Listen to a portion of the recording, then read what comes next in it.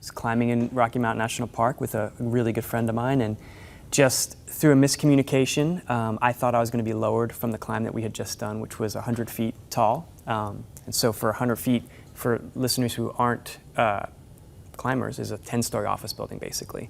And so at the top of the 10-story office building, I thought I was going to be lowered. He thought he was coming up. And so he inadvertently dropped me that whole 100 feet. And so I landed, coming down was tipping sideways, and about 20 feet from the ground there was a dead tree. And I hit the tree. That stood me back up to standing, and so landed standing in the talus, which are large blocks of granite that had fallen off the cliff. And that just shattered everything, basically. Just my feet, ankles, and back took the brunt of the damage and broke my back, my neck, both feet and ankles, ribs, punctured my lung, tore my rotator cuff, burst a section in the elbow, and then just crumpled me down into the blocks at the base. It should have killed you. It should have absolutely killed me. You didn't even think about God. No, when I was on the ground, the only thing I could feel was pain, number one, and then confusion. And my feet were so shattered and I was bleeding. I severed the artery in my leg. I was in so much pain and just overall discomfort that I was confused more than anything. I didn't know what happened. I didn't know what was happening. And so God was not in my head at all. I wasn't thinking, oh, help me, save me. It was more just, I am so confused and I just know I need to be out of here. And so through the rescue, through the carryout, there's 5 hours to a helicopter. And a series of miracles that you detail in the book. Huge miracles. And I talk about it a lot in the book, and probably 8 big ticket miracles that got us to the helicopter, to the hospital, the doctors, everything, the care that I received.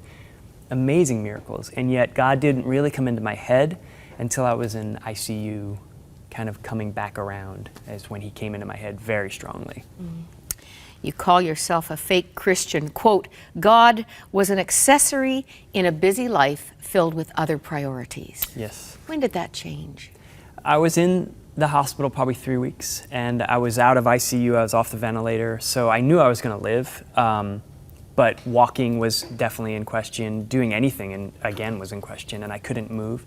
But I could reach a bedside table, and someone had sent me a daily devotional book. By Max Lucado. By Max Lucado, that I poo-pooed and didn't really ever read those before and thought, oh, those are silly. But I could open it that day, and that day, on July 21st, I looked what it was about. Shall I read what you highlight here? The devotional, by the way, is Grace for the Moment. You look to the date of the accident. That's the date I fell. How far do you want God to go in getting your attention? If God has to choose between your eternal safety and your earthly comfort, which do you hope he chooses? And he chose for me. And it was one of those moments where I've never had God speak that clearly into my life. And I remember thinking, I really, number one, was embarrassed and humbled that I had used God kind of as a vending machine. When I needed something, I'd go there, and when I didn't, it was off. It was in the peripheral. And all of a sudden, I've lost everything that I thought was valuable. And I had my wife and I had my kids, which are my number one priority, but God should have been my number one priority, and he never was. He was there at times. Now, all of a sudden, all those things are gone. Everything on this that I had kind of banked into in this earthly world was gone. And I had this relationship with God that I had to, in my mind, mend, wherein God was just there and very present and very calming. And I just prayed and said, okay, I am confused and humbled. Just please show me what you want me to do. And he kept putting people in my life after that directed me. Your dear wife, Cindy, has a chapter in here. Yes. And she says she's the kind of girl who learns things the hard way. Right. And she even came to a place of embracing why God had allowed this ordeal. She realized we were going down the path together and working together, and she's my biggest advocate and just an amazing source of inspiration for me. And we got to a point where I developed this nerve disorder called RSD, or reflective sympathetic dystrophy. And I still had my leg, and the doctors had said, look, you're going to probably be in a wheelchair. And so you need to get your head around this. And and amputation could become a real possibility. What do you want to do? And her and I came home from that doctor's visit, and we felt lost. We felt like God was gone, he was silent, and we didn't know what to do. And then tons of depression.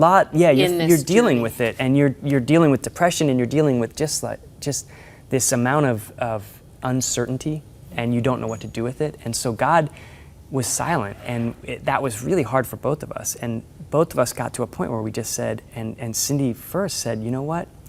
I can't do this anymore. I'm done. And she just gave everything over to God. And I just watched her do that. And she had just this amazing, great attitude after that. And I thought, okay, I need to be doing this as well. And so we both, I think, after her lead, just said, okay, God, we don't know what's going on. You need to help us here. This is all yours. We can't deal with this anymore. And I think we needed to get there. We had come so far. The accident was so horrific. And yet, we still had, I think, things to learn, and that was one of them. It's just giving everything over to God and just saying, okay, do with it what you will. And God stepped in a mighty way at that point. Mm-hmm. Just right doctors, right caregivers, and we just began this new chapter. A great guy named Joe Johnson, an amputee who really gave you good counsel and shared your vision for being athletic. Yes. And now what's the stat? I wrote that down. On how many amputees, less than half of amputees are active, really active after. And even active that's a tough word. Active just means they're doing something other than walking or being ambulatory. So I said to Joe, look, I think I want to rock climb again, and I want to ski again and mountain bike, so what do I need to do? And he was like, okay, here's what we do. And he was great and continues to be this great catalyst for me being active because prosthetic makers just aren't used to that. They're used to people saying, oh, I would like to walk again. And I'm saying, well, I want to climb El Cap and Yosemite again. And he's like, okay, let's do that. Okay, I'm saying, are you crazy? It must be one of the most asked questions.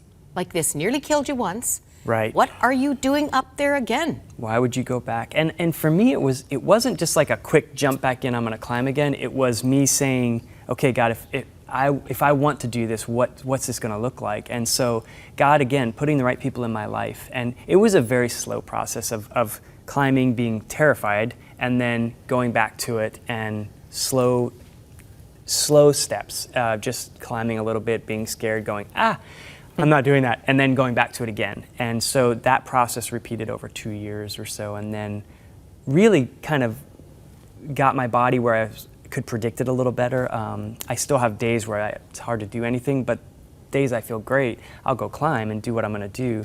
And so those were the days I focused on and made that choice to say, okay, on the good days I'm going to get as much as I can done and push as far as I can, just see what I can do. It really just out of curiosity that God puts in my head, just let's see what we can do. You'd been a climber for 17 years and you just couldn't picture your life going forward without it, and you've made it a family affair and a ministry. Yes. Tell us about after the fall, the ministry. After the fall came from me just meeting people and saying, here's what I went through, here's my faith journey, and that's where the book came from, and that's where just me going out and sharing with churches and businesses and saying, we're going to have trouble. We're all going to have trouble. We all deal with stuff. And you're not going to fall off a cliff probably, but we all fall off cliffs of our own, deaths and trauma and lots of things happen to us. And where is God in that mix? And where's your relationship with God?